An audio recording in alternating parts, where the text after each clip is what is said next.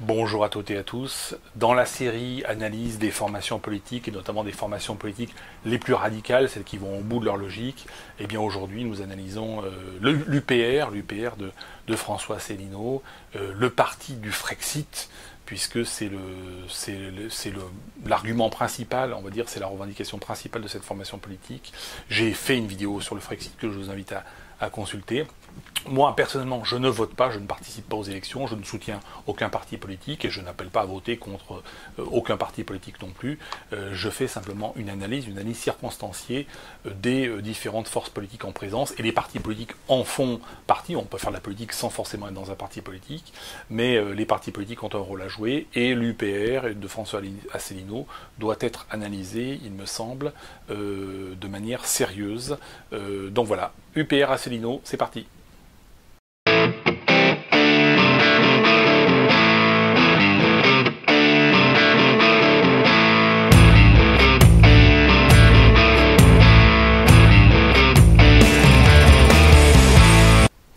Alors François Asselineau, ce n'est un secret pour personne, c'est un haut fonctionnaire, c'est un inspecteur général des finances qui a travaillé toute sa vie dans différents cabinets ministériels et c'est quelqu'un qui idéologiquement est un gaulliste, hein, c'est quelqu'un qui veut une politique conforme à celle qui avait pu être celle du général de Gaulle dans les années 50-60.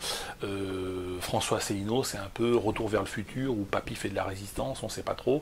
C'est pas méchant ce que je dis là. Moi, je n'ai rien sur le fond contre le Frexit, hein, contre le fait de sortir de l'OTAN ou de sortir de l'Union Européenne, ça ne me pose pas de problème par rapport à ça.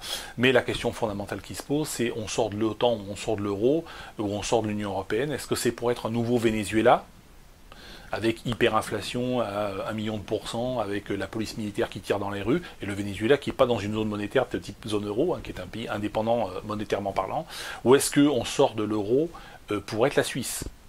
Donc, voilà. Mais si on sort de l'euro pour être la Suisse, alors on ne peut pas appliquer le programme de François Asselineau, qui est un programme extrêmement étatiste, extrêmement fiscaliste, qui en fait se rapproche plutôt de, malheureusement, du Venezuela, d'Hugo Chavez et de Nicolas Maduro, le pétrole en moins, donc avec un peu plus de problèmes. Ce qui me gêne dans le projet de l'UPR et dans le programme d'Asselineau, c'est qu'il ne tient pas compte de deux réalités de la France d'aujourd'hui, qui n'est plus la France des années 60. La première réalité, c'est celle de l'immigration. Et là, silence radio, on ne sait pas quelle est la position de l'UPR, c'est très très mystérieux par rapport à ça. Cette question ne se posait pas dans les années 60, mais cher François Asselineau, elle se pose aujourd'hui. Et la deuxième question, c'est la question de l'endettement de la France. La France aujourd'hui, 2000 milliards d'euros de dette, on est passé de 81 milliards d'euros, l'équivalent en euros de dette en 1980 à 2000 milliards d'euros aujourd'hui, et nous avons en plus 2000 milliards d'euros de dette non financière, c'est-à-dire de dette que l'État doit aux fonctionnaires qui vont arriver à la retraite, et aux fonctionnaires et aux Français, mais en général, qui vont arriver à la retraite dans les 20 ans qui viennent.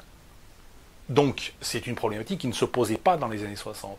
Et la réponse sur la dette qui consiste à dire, bon, on va dévaluer la monnaie, hein, on va dévaluer la monnaie, c'est la politique du Venezuela. On n'a jamais vu un pays qui dévaluait sa monnaie devenir compétitif. Il faut comprendre une chose importante. Il y a en France à peu près 4 millions d'entreprises. Les entreprises qui exportent, c'est 0,001% de ces 4 millions. Il y a très peu d'entreprises qui exportent. Et quand elles exportent, soit elles exportent des matières premières, et les matières premières, on se fait payer en dollars, donc peu importe la dévaluation monétaire, elle n'a pas d'impact sur les entreprises qui exportent des matières premières, soit on exporte des produits de luxe, soit on exporte des produits de haute technologie. Et les entreprises qui exportent des produits de luxe ou d'autres technologies n'ont que faire que la monnaie se dévalue ou se réévalue. Donc en réalité, la dévaluation monétaire, qui consiste à dire on a des problèmes structurels sur le marché de l'emploi, sur le marché de l'immobilier, et on a une montagne de dettes, on va dévaluer, ne règle pas les problèmes structurels, et au contraire empêche les 4 millions d'entreprises de pouvoir se refinancer, parce que pour refinancer en permanence et investir en permanence au niveau de ces 4 millions d'entreprises, il faut qu'il y ait de l'épargne. Si on dévalue la monnaie et qu'on détruit l'épargne des Français, alors déjà c'est une escroquerie Et c'est une façon de voler des Français, c'est un impôt invisible, l'inflation est un impôt invisible qui détruit l'épargne des Français. Mais les entreprises ne peuvent plus se financer. Et les 4 millions d'entreprises ne peuvent pas non plus compter sur les investissements étrangers. Alors les entreprises du CAC 40, elles peuvent peut-être être achetées par des entreprises américaines ou japonaises ou chinoises. Mais les entreprises du CAC 40, elles sont 40. Moi, je vous parle des 4 millions d'entreprises françaises. Donc la solution qui consiste à dire dévaluons la monnaie et puis on verra bien, ça ira tout seul, n'est pas une solution macroéconomique, ni même microéconomique, c'est une catastrophe économique. Tous les pays qui ont dévalué leur monnaie ou qui ont des monnaies faibles, regardez aujourd'hui un pays comme la Turquie, ont une économie qui est complètement délabrée, qui est complètement dévastée. Toutes les entreprises sont détruites. Donc c'est chômage de masse, c'est pauvreté, voilà. Donc c'est pauvreté directement par la destruction du pouvoir d'achat des salariés et des épargnants, mais c'est destruction aussi de l'économie par les entreprises qui font faillite, tout simplement. Donc c'est pas la solution. Ni sur l'immigration, ni sur la question de la dette, François Asselineau n'apporte malheureusement à l'UPR de solutions. Il y a un autre problème qui se pose par rapport à l'UPR et à Asselineau, c'est, et j'ai pas la réponse, c'est le fait que depuis maintenant une dizaine d'années, qu'il se présente aux élections et qu'il présente des candidats à diverses élections, régionales, européennes, etc., et présidentielles, il dépense à chaque fois plusieurs millions d'euros, au moins 1 ou 2 millions d'euros, enfin je ne sais pas exactement, mais pour se présenter au niveau national, le ticket d'entrée c'est minimum 1 ou 2 millions d'euros depuis 10 ans, tout en faisant 0%. À toutes les élections, il fait 0%.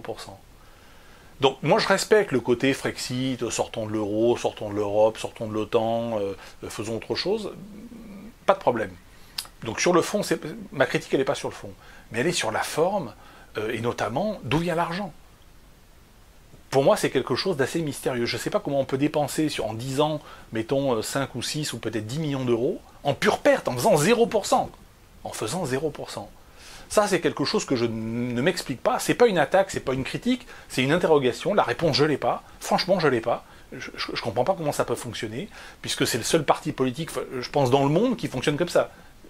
D'où vient l'argent? Quel est l'intérêt de cette approche, et surtout où prend-il ces moyens-là?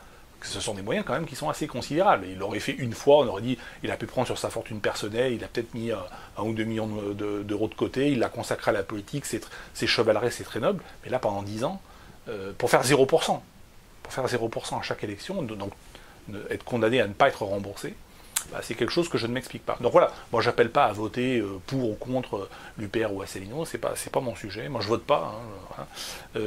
Mais voilà, il faut quand même se poser de bonnes questions, et quand on s'intéresse à la politique, au sens large du terme, ça passe par les partis politiques, mais pas seulement, eh bien il faut quand même garder une certaine réalité à l'esprit, et se demander si les personnes qu'on a en face de soi, quelles sont leurs intentions réelles, quels sont leurs moyens réels, et voilà, et se poser des bonnes questions, c'est jamais mauvais.